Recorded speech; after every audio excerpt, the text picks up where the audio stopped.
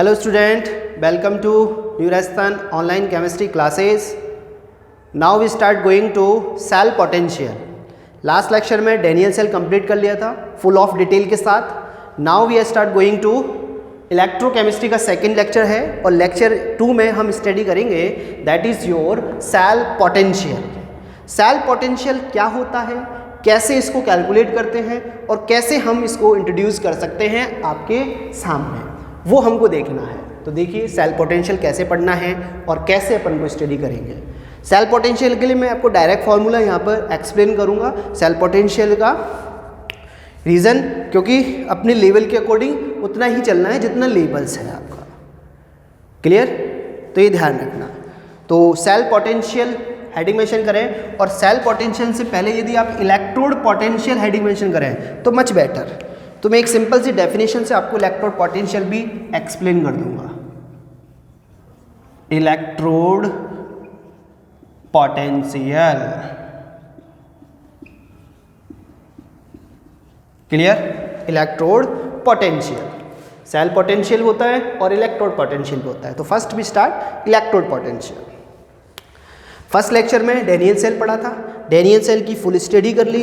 Full study के साथ साथ हमने देख भी लिया कैसे डेनियल सेल वर्क करता है, कहाँ पे ऑक्सीडेशन होता है, कहाँ पर आपका रिडक्शन होता है.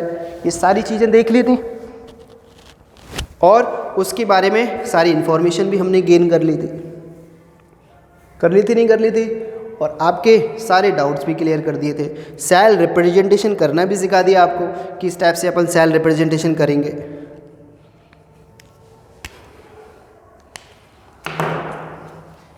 तो उस फर्स्ट लेक्चर से ही थोड़ा सा रिलेटेड चलेगा ये दूसरा सेकंड लेक्चर, जी ध्यान रखना. तो फर्स्ट लेक्चर जब भी आप इस लेक्चर स्टार्ट करो बिफोर लेक्चर भी पढ़ें उसके साथ. इलेक्ट्रोड पोटेंशियल क्या होता है, किसी सॉल्यूशन के अंदर किसी सॉल्वेंट, किसी आपका कोई इलेक्ट्रोलाइट का सॉल्यूशन है, उसके अंदर आपने इलेक्ट्रोड डिप कर रखा है. तो इस इलेक्ट्रोड का जो पोटेंशियल आएगा वो मेटल आयन से आपको कोलरेट करना है. मीन्स सॉल्यूशन के अंदर प्रेजेंट मेटल आयन और इस इलेक्ट्रोड के सेल पोटेंशियल का जो डिफरेंस आएगा that is your electrode potential. एक बीकर में सॉल्यूशन फिल किया, कोई इलेक्ट्रोलाइट का सॉल्यूशन है, जैसे मैंने कॉपर सल्फेट का ही सॉल्यूशन फिल कर दिया. तो कॉपर सल्फेट के सॉल्यूशन में अपन को पता है इसके आयन प्रेजेंट है और मैंने कॉपर की ही इसमें रॉड ऐड कर दी. तो उस रॉड मेटल्स फॉर्म में, सॉलिड फॉर्म में और लिक्विड फॉर्म में जो आयन प्रेजेंट हैं, उस कंडीशन में उन मेटल्स और इलेक्ट्रोड के बिटवीन जो सेल पोटेंशियल आएगा उसको कैलकुलेट करते हैं और उस कैलकुलेशन को ही क्या बोलते हैं, इलेक्ट्रोड पोटेंशियल. हर इलेक्ट्रोड्स का अलग अलग इलेक्ट्रोड पोटेंशियल होता है, सबका सेम नहीं होता है. सेम हो जाएगा तो फिर एक ही लर्न करना पड़ता, इतने सारे लर्न क्यों करते हैं, लेकिन सबका डिफरेंट डिफरेंट होता है. क्लियर? तो वो हमको देखना है, उसको बोलते हैं इलेक्ट्रोड पोटेंशियल. तो इलेक्ट्रोड पोटेंशियल की कंडीशन में क्या है कि इलेक्ट्रोड को डिप किया सॉल्यूशन में, मेटल आयंस और इलेक्ट्रोड के बिटवीन जो सेल पोटेंशियल है that is your electrode potential. Clear? कोई प्रॉब्लम्स? Not at all. इसी के साथ मैं आपको इंट्रोड्यूस कराता हूँ अब सेल पोटेंशियल. इसी के साथ क्या इंट्रोड्यूस करा देते हैं आपको, सेल पोटेंशियल. सेल पोटेंशियल आपके लिए इंपॉर्टेंट है. इसको अपन इलेक्ट्रोड मोटिव फोर्स भी बोलते हैं. That is also called electrode motive force. What is the mean? EMF, electromotive force. ये इसका मीन होता है इलेक्ट्रोमोटिव फोर्स. ये क्या होता है, हमने अभी डेनियल सेल स्टडी किया था. तो डेनियल सेल में हमने देखा था कि आपके लिए एक साइड तो हो रहा था, लेफ्ट हैंड साइड तो आपका क्या हो रहा था, ऑक्सीलेशन. सेकेंड साइड हो रहा था आपका राइट हैंड साइड रिडक्शंस. तो ऑक्सीलेशन रिडक्शन प्रोसेस के जो डिफरेंस आएगा सेल पोटेंशियल का that is called cell potential. Cell potential कितना आया था डेनियल सेल का, 1.1 वोल्ट. क्लियर? एनोड और कैथोड के between different cell potential, different potential difference that is called cell potential. कोई भी सेल फॉर्मेशन कर लो ये इलेक्ट्रोड्स के साथ सेल पोटेंशियल बना दिया मैंने, तो इन सेल्स को अपन ने किसी से अटैच तो करेंगे ना अपन, और इससे जो भी आएगा आपका सेल वो पोटेंशियल, वही क्या कहलाएगा, cell potential. Means anode and cathode, anode and cathodes के between difference of cell potential, difference of potential, that is called your cell potential.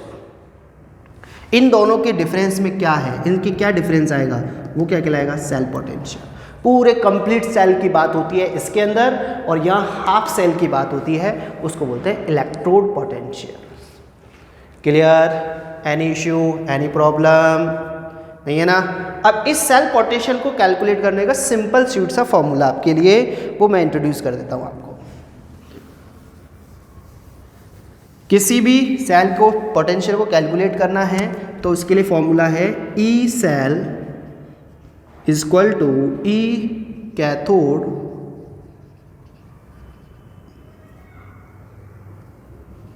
Minus E anode, cathode minus E anode. Clear? Standard condition use करनी होती है, तो standard condition में हम क्या करते हैं, नॉट की कंडीशन अप्लाइड कर देते हैं। किसकी कंडीशन? नॉट की। तो E cathode minus E anode. Clear? E cathode minus E anode applied कर दिया, तो नॉट कंडीशन अप्लाइड कर दिया। अब डेनियल सेल को अप्लाइड कर दो इसमें, for Daniell cell. Daniell cell में क्या होता है, किसका एनोड और किसका cathode, you know that. E cell naught, cathode किसका बना होता है, कॉपर का, तो Cu+2 Cu नॉट कंडीशन में। एंड एनोड किसका फॉर्मेशन होता है, Zn कन्वर्ट Zn+2 में, नॉट कंडीशन में। इसका कोई इश्यू नहीं है यहाँ पर, तो ठीक है ना, तो कुछ भी ऐसा भी लिख सकते हो आप। इन दोनों की यदि अपन को पोटेंशियल मिल जाए तो हम सेल पोटेंशियल नहीं कर सकते, तो इनके लिए अपन डिफरेंट वे में कैलकुलेट कर सकते हैं। इलेक्ट्रोड पोटेंशियल, इसका इलेक्ट्रोड पोटेंशियल फिक्स्ड है, इसका इलेक्ट्रोड पोटेंशियल फिक्स्ड है। इसके लिए जो यूज़ होता है वो आपका क्या यूज़ होगा, that is your standard hydrogen electrode potential. वो भी अभी इसी लेक्चर में डिस्कस करेंगे अपन। इसकी वैल्यूज़ में रिप्रेजेंट कर देता हूँ फिलहाल, तो 0.34 वैल्यूज़ होती हैं इसकी वोल्ट, एंड इसकी होती हैं -0.76 वोल्ट। इसको सॉल्व करते हैं तो ये वैल्यू 0.34 वोल्ट प्लस 0.76 वोल्ट आ जाएंगे, और ये ई नॉट सेल की वैल्यूज़ आ रही हैं, जो कि टोटल वैल्यूज़ हैं आपके E cell naught values 1.10 volt. यही वैल्यूज़ हैं। मैंने स्टार्टिंग में डेनियल सेल का पोटेंशियल कितना लिखा था, 1.1 वोल्ट ही तो लिखा था, तो ये आपका 1.1 वोल्ट हो गया। ऐसे ही तो आया तो सेल पोटेंशियल।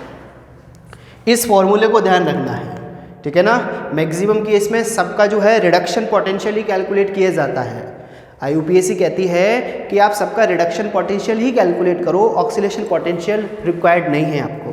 तो रिडक्शन पोटेंशियल कैलकुलेट से मैंने डायरेक्ट फॉर्मूला आपको रिप्रेजेंट किया है, उसका कोई रिक्वायरमेंट नहीं है अपन को एट प्रेजेंट टाइम, कैसे अपन रिडक्शन पोटेंशियल निकालते हैं, ठीक है ना।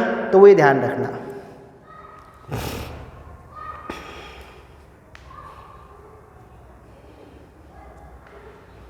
यहाँ पे आप देख सकते हो, यहाँ पे मैंने Cu+2 से Cu लिखा है, तो यहाँ पर मैं क्या लिख रहा हूँ आपके लिए, रिडक्शन प्रोसेस, और यहाँ पे मैंने Zn से Zn+2 लिखा है, तो यहाँ ऑक्सीलेशन प्रोसेस लिखा है।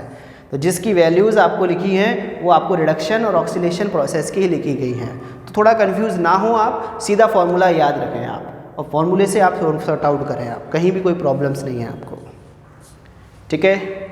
This is your cell potential method. देख लो एक बार।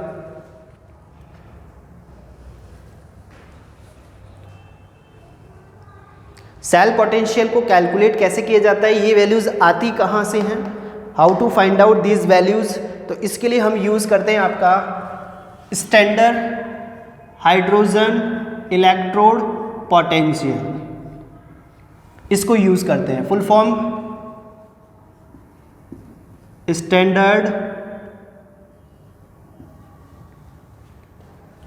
Hydrogen electrode potential, standard hydrogen electrode potential.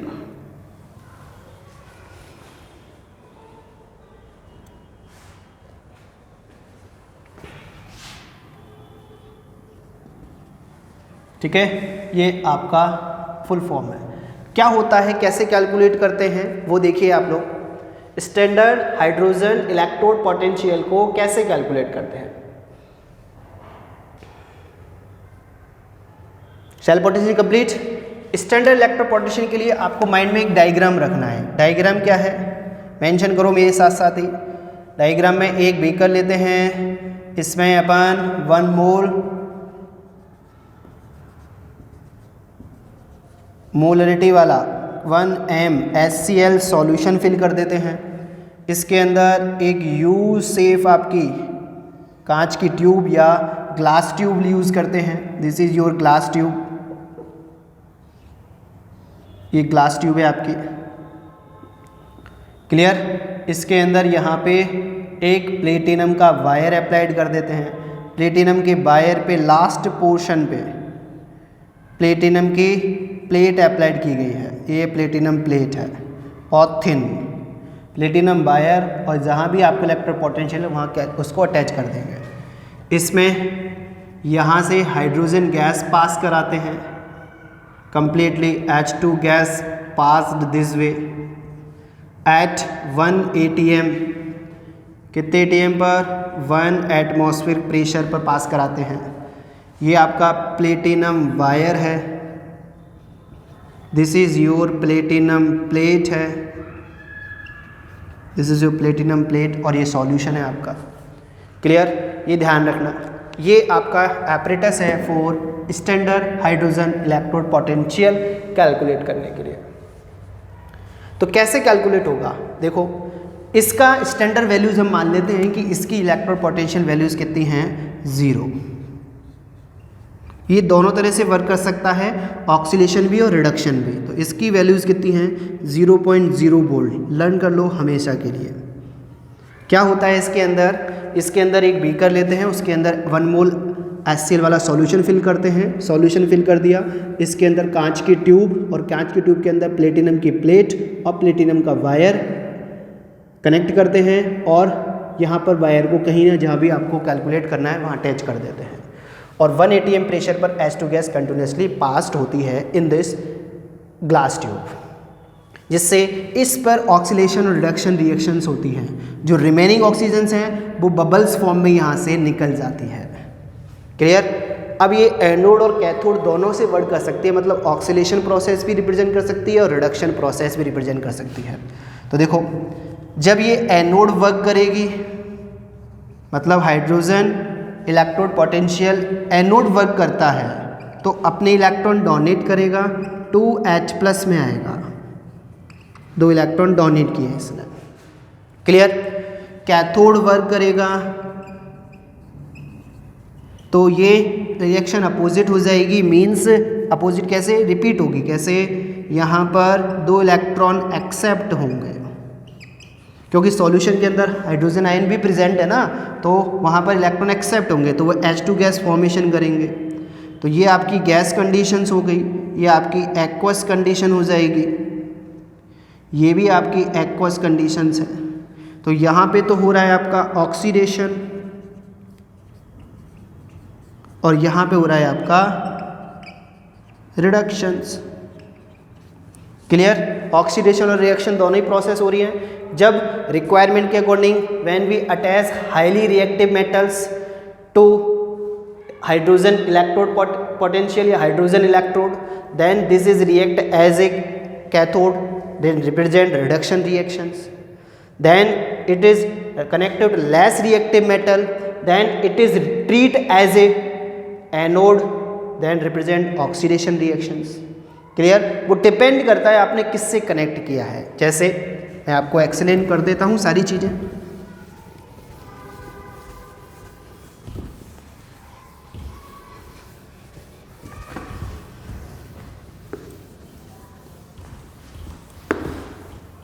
First you form the diagram.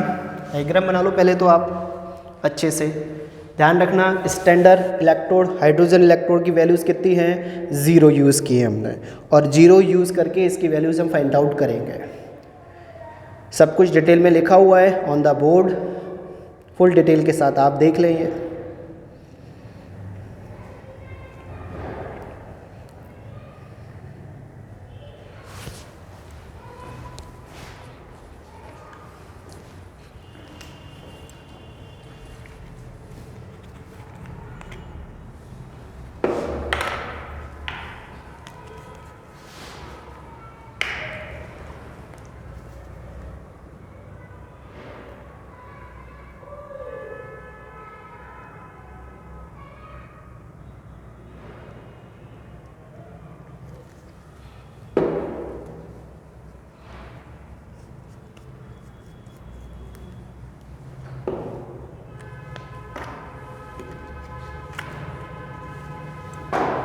Complete. अब देखो मेरे को मेजरमेंट करना है किसी के सभी के सेल पोटेंशियल, तो एग्जांपल फॉर्म में मैं लेके चल रहा हूँ कि यहाँ पर मैंने माना कि मेरे को Zn+2 का सेल पोटेंशियल कैलकुलेट करना है, इसका मेरे को पोटेंशियल कैलकुलेट करना है, ठीक है ना। तो इसका पोटेंशियल कैसे कैलकुलेट करेंगे, मैं क्या करूँगा, इसका सेल बनाऊँगा और सेल बना के इसके वायर से कनेक्ट कर दूँ। मीन्स इस वायर को मैं इधर भी तो ले सकता हूँ। ये आपका सेल आएगा, यहाँ पे जिंक सल्फेट का सॉल्यूशन आएगा, जिंक की रॉड आएगी, यहाँ पर डिप करेंगे इसमें और इससे वायर कनेक्ट करेंगे और यहाँ पर वोल्टमीटर अटैच कर देंगे, ठीक है ना। जो इसका डिफरेंस आएगा दोनों सेल मिल करके, that is your cell potential. अब इसकी वैल्यूज़ तो हैं 0, लेकिन इसकी वैल्यूज़ तो कुछ ना कुछ आएंगी ना, वो वोल्टमीटर में हम मेज़र कर लेंगे। That is your value for Zn+2। Clear? तो ये हमको नोटिस करना है। तो देखते हैं कैसे कैलकुलेट करते हैं। तो इस कंडीशन में ध्यान रखना, जब Zn अटैच होगा हाइड्रोजन इलेक्ट्रोड से तो यहाँ पर ये एनोड वर्क करेगा और ये कैथोड वर्क करेगा, ठीक है ना। रीज़न, क्योंकि this one highly reactive, this one is less reactive compare to Zn। तो हाईली रिएक्टिव Zn यहाँ पर एनोड वर्क करेगा, तो इलेक्ट्रॉन डोनेट करेगा बिफोर हाइड्रोजन। तो देखो सेल पोटेंशियल का डायग्राम, सेल पोटेंशियल का डायग्राम फॉर्मेशन करो। डायग्राम को formula E cell naught E cathode naught minus E anode, cathode minus anode naught condition में। क्लियर? अब we know that E cell naught, cathode किसका formation है इसमें, hydrogen का, तो कैथोड्स पर रिडक्शन रिएक्शन होगी H+H2 और Zn कौन सी एनोड का है, तो Zn+2 डोनेट करेगा इलेक्ट्रॉन्स। अब सोचो इसकी वैल्यूज हमने कितनी मेजर कर रखी है, इसको तो हम स्टैंडर्ड लेके चल रहे हैं ना, 0.0 वोल्ट है। इसकी फाइंड आउट करनी है, यही तो हमको फाइंड आउट करनी है, तो इसकी फाइंड आउट कर लेते हैं। ई सेल की वैल्यूज, जो टोटल सेल की वैल्यूज आती हैं इस वोल्ट मीटर्स में, दैट इज योर 0.76 वोल्ट आएंगी। इसको सॉर्ट आउट करो आप, और सॉर्ट आउट करके जो वैल्यूज रिमेनिंग रहेंगी वही वैल्यूज आपकी Zn की रहेंगी।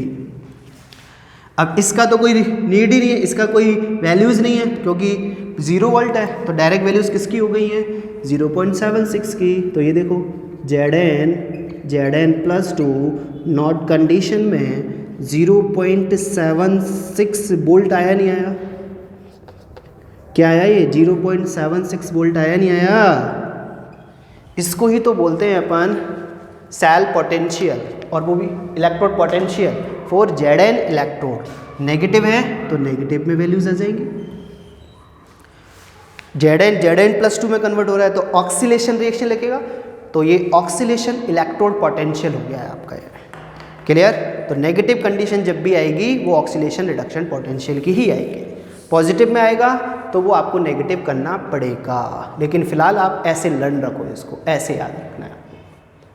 ऐसे सेल पोटेंशियल हम हर एक इलेक्ट्रोड का कैलकुलेट कर सकते हैं। यहाँ पे अटैच करते जाओ जो भी आपको कैलकुलेट करना है और अप्लाइड कर दो, क्योंकि इसकी वैल्यूज तो 0 है, जो भी वैल्यूज आएंगी वो जो यहाँ जो जुड़ेगा ना उसकी वैल्यूज आएंगे। क्लियर? तो देखो एक बार ऐसे बनाना है आपको।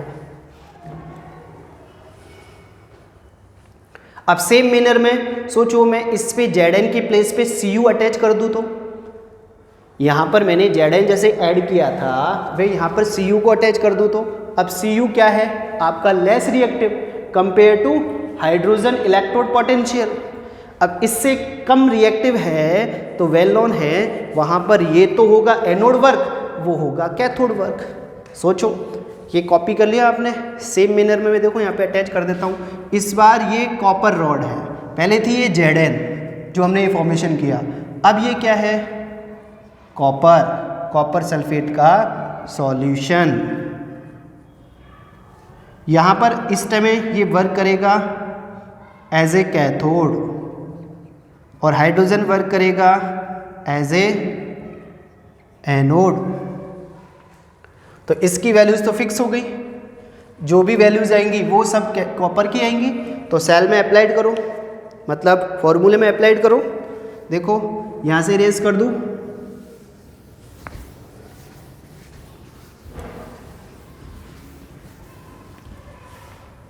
ये देखो फॉर्मेशन बताना मेरे को किसका क्या बना हुआ है। ई सेल नॉट कैथोड किसका है इस बार Cu+2 का, मतलब Cu का। तो रिडक्शन प्रोसेस होगी, तो ये रिडक्शन प्रोसेस ही हो रही है। देखो नॉट कंडीशन, यहाँ पे एनोड वर्क करेगा हाइड्रोजन, तो इलेक्ट्रॉन डोनेशन आएगा 2H2H+, नॉट कंडीशन। यही कंडीशन है, यही फॉर्मूला बनेगा। यहाँ तो ऑक्सीडेशन हो रहा है, यहाँ रिडक्शन हो रहा है। अब वैल्यूज हमको इसकी फाइंड आउट करनी है, तो E naught cell equal to, इसकी वैल्यूज कितनी हैं पहले इसकी वैल्यूज लिख लो। Cu+2 Cu 0.0 वोल्ट है ना इसकी वैल्यूज, तो इसकी वैल्यूज कितनी है 0.0 वोल्ट।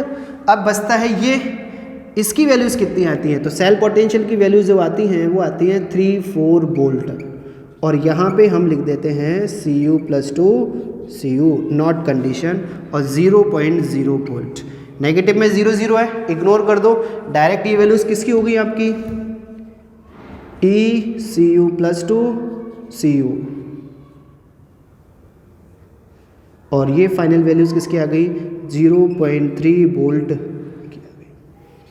ये आपका हो गया आपका कॉपर इलेक्ट्रोड के लिए स्टैंडर्ड इलेक्ट्रोड पोटेंशियल कैलकुलेट कर दिया, दैट वैल्यूज इज 0.34। ठीक है ना। तो हमने Zn भी कैलकुलेट किया है और Cu भी कैलकुलेट किया है। तो Zn की वैल्यूज क्या थी, अब ये भी कैलकुलेट की थी, वो आपकी थी -0.76 वोल्ट। और इसकी वैल्यूज़ क्या आई हैं दिख रही है साफ साफ, Cu+2 Cu की वैल्यूज़ कितनी हैं 0.34। सोचो मैं इन दोनों को अटैच करके बना दूँ तो ये वैल्यूज़ ऐड हो जाएंगी, और ऐड होके आपकी कितनी बन जाएंगी 1.110 वोल्ट आ जाएंगी, जो कि डैनियल सेल की ही वैल्यूज़ है। डैनियल सेल की वैल्यूज़ हैं तो ये डैनियल सेल को रिप्रेजेंट करेगा फिर। ठीक है, तो ये सारी चीज़ें जो बताई गई हैं वो सेल पोटेंशियल बेस पे है। पहले हमने सेल पोटेंशियल को बताया कि क्या डेफिनेशन होती है, कैसे फॉर्मूले अरेंज करते हैं, फिर सेल पोटेंशियल या इलेक्ट्रोड पोटेंशियल को कैसे कैलकुलेट करते हैं वो हमने आपको इंट्रोड्यूस किया।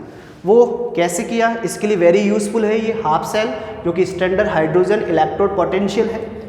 इसके डायग्राम और इसका वैल्यूज़ आपको लर्न रखनी है। क्यों? क्योंकि एग्ज़ाम में बहुत बार पूछा गया है, हो सकता है कि इस बार ये मोस्ट इम्पॉर्टेंट ये भी पूछ ले आपके लिए, तो ये इंपॉर्टेंट है आपके लिए एग्ज़ाम के लिए। तो इसमें आपको ध्यान रखना है वैल्यू 0 है। इसको अपन को इसके अटैच के साथ ये ऑक्सीडेशन वर्क भी करता है और रिडक्शन वर्क भी करता है, दोनों ही नेचर रखता है ये। हाईली रिएक्टिव अटैच होगा तो ये रिडक्शन वर्क करेगा, लेस रिएक्टिव अटैच होगा तो ये ऑक्सीडेशन वर्क करेगा। उस अकॉर्डिंग इसका सेल रिप्रेजेंटेशन कर सकते हैं, सेल फॉर्मेशन कर सकते हैं और सेल पोटेंशियल कैलकुलेट कर सकते हैं।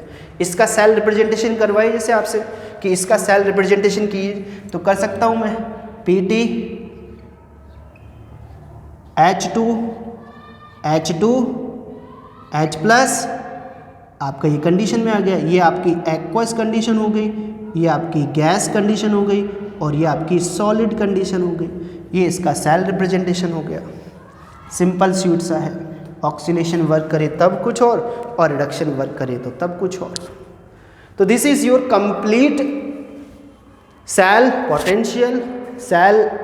पोटेंशियल कैलकुलेट करना एंड किस टाइप से हम इसको कर सकते हैं वो सब कुछ बता दिया आपको लेक्चर नंबर 2 में। आपकी फुल कंप्लीट हो गया ये मानो आप, ठीक है ना। तो ये देख लो एक बार, इसका स्क्रीनशॉट ले लें और फर्स्ट लेक्चर और सेकंड लेक्चर को आप कंटिन्यू स्टडी करें। ऐसा नहीं कि सेकंड लेक्चर पढ़ लिया फर्स्ट लेक्चर इग्नोर कर दिया, ऐसा नहीं होना चाहिए। क्यों? क्योंकि फर्स्ट लेक्चर आपके सेकंड लेक्चर के लिए इम्पोर्टेंट है। हालांकि आपका डेनियल सेल आपके न्यू सिलेबस के अकॉर्डिंग हट गया है, लेकिन उससे अपने बहुत सारी चीज़ें सेकंड लेक्चर में देखो इंट्रोड्यूस की हैं, तो ये ध्यान रखना।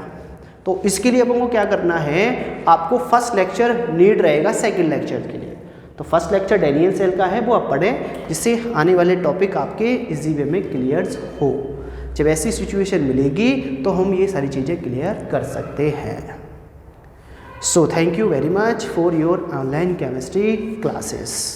घर पे जो भी लेक्चर आपको मिल रहे हैं उनके प्रॉपर नोट्स बनाए हैं, ये आपको सब फुल डिटेल के साथ बताया जा रहा है, ठीक है ना।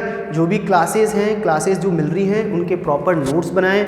नोट्स बनाने के साथ साथ अपने अच्छे से बना लें जिससे आपको प्रिपेयर रहोगे एग्ज़ाम के लिए, क्योंकि एग्ज़ाम तो होंगे 100% श्योर है आपके। तो जो सिलेबस आपका कवर अप हो रहा है ना, इतना अच्छा मौका नहीं मिलेगा कि घर पे ही सारी चीज़ें अवेलेबल मिल रही हैं। और इतने सिंपलेस्ट वे में मैं आपको बता रहा हूँ कि कहीं किसी टाइप की प्रॉब्लम्स ही नहीं आएंगी आपको। क्लियर? तो ये देख लो एक बार आप। So thank you.